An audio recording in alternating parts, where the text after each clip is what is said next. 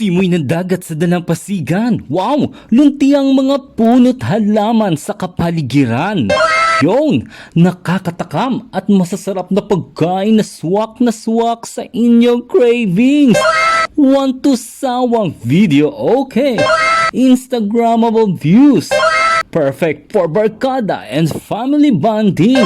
Abay, dito nga ni Bayala ang yan sa Ains Beach Resort na matatagpuan sa Barangay Madulaw, Bayan ng Katanawan, Probinsya ng Quezon.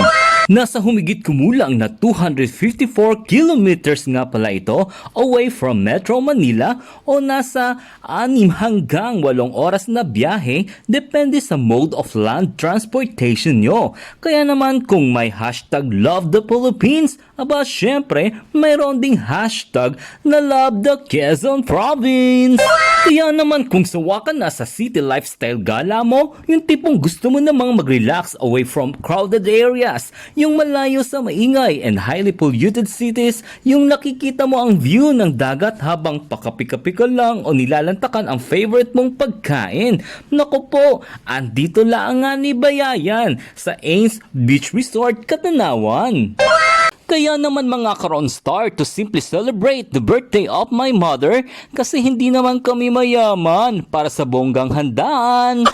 Feeling lang ay napagkasunduan nga namin na dito magdaos ng birthday lunch kasi subok na namin na affordable at masasarap talaga ang pagkain nila dito.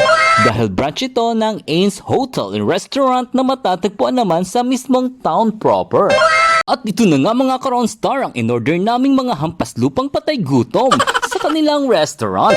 Meron tayong crispy pata, sweet and sour pork, meron tayong pancit Mickey bihon, sweet and sour chicken, meron tayong calamares, meron din tayong creamy mushroom soup, may chop suey, may lumpiang Shanghai, at meron din tayong fish fillet, at meron din tayong pancit sotanghon bihon, probing corn soup, meron din tayong buffalo chicken, at meron din tayong pork sisig. Grabe, ang sarap. Tapos samahan mo pa ng ating calamansi juice. Talaga namang mapapakain ka talaga ng marami at masisira talaga ang diet mo. Ay nako, sinasabi ko sa inyo, sobrang sarap na mga pagkain nila dito, as in sagad hanggang buto. Oo, totoo po yun. Walang eklavu, puwera biro.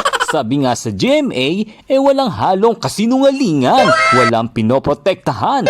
Ala panlasang totoo laang. Chawot! O diba, hindi naman obvious na nakakatakam ang kanilang mga pagkain dito at tunay na nakakabusog sa sarap sa presyong abot kaya. Endorser ang peg. In fairness, sa chef nila dito, keep up the good work of cooking quality and yummy foods for all your valued customers. Nag-try din kami ng kanilang merienda mga ka-Ronstar para naman hindi limited sa lunchtime foods ang ating matikman.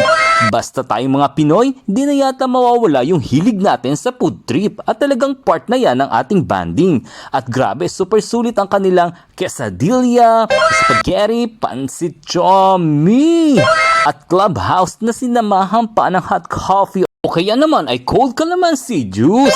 Grabe, sobrang rejuvenating kumain sa kanilang lugar facing the beautiful view of the sea. Dahil mahilig kang magpa-selfie-selfie o kaya naman mag-groovy at feeling artista sa photoshoot, ay nako, surely mai-enjoy mo ang lugar na ito. Ang fresh ng hangin mula sa dagat maging sa mga punong nakapaligid dito. Grabe naman, walastik, ito yung lugar na masarap na may ka-date. At kung gusto mo rin naman na mag-enjoy pa ng mas matagal dito, you can book and rent na mga cottages and rooms nila dito. Thank you so much for watching mga ka-Ronstar and see you on my next video. Bye-bye!